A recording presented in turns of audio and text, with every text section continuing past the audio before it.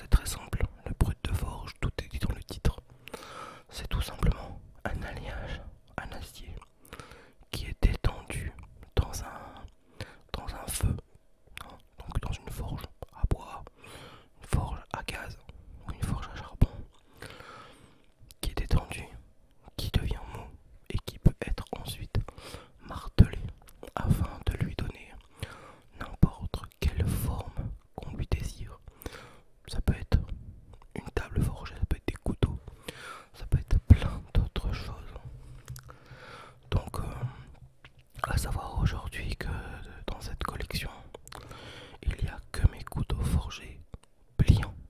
On ne parlera pas des couteaux fixes et droits. Tous ces couteaux proviennent de chez Sylvain Brunet. Sa page Facebook, c'est Brunet Black Smith Shop, qui sera d'ailleurs en description. Alors, voici l'outil. Alors, tout est rangé dans cette jolie farde, dans cette jolie étui en cuir qui a été fabriqué sur mesure pour moi par un artisan sellier du cuir. Donc, quand c'est rangé, c'est comme ça fait une trousse.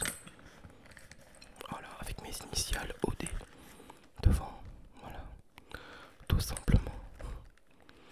Hop, et une petite poignée sur le côté, enfin sur le devant.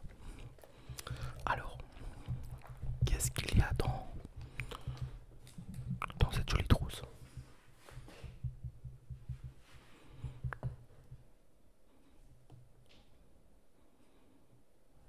Alors, le premier couteau que je vais vous présenter, à savoir que celui-ci, c'est pratiquement tous des full métal, full entier métal, métal, entièrement en métal. Celui-ci, c'est une commande un peu spéciale. Je lui ai demandé un couteau grand pour les grandes mains. Je lui ai demandé un clip ceinture, comme vous pouvez voir là, tout simplement. Chose qui fait rarement sur ces couteaux Sylvain. Je lui ai demandé un système de sécurité. Là. Je lui ai demandé un guillochage sur la lame. Donc le guillochage, c'est très simple. C'est du dessin fait avec des limes de précision. Voilà. C'est très joli, mais c'est très dur et ça prend énormément de temps. Et je lui ai demandé un disjoncteur d'ici pour pouvoir éjecter la lame d'une seule main. Voilà. Et qui a été fait en fait avec un écrou, enfin des écrous, et puis ouais, c'est ça, en fait des petits écrous martelés, tapés, chauffés, très joli. Et quand il est ouvert, voilà, tout simplement, ça fait un géant couteau. Il est énorme, il est en full métal. Comme vous pouvez le voir, c'est un couteau d'où la lame a des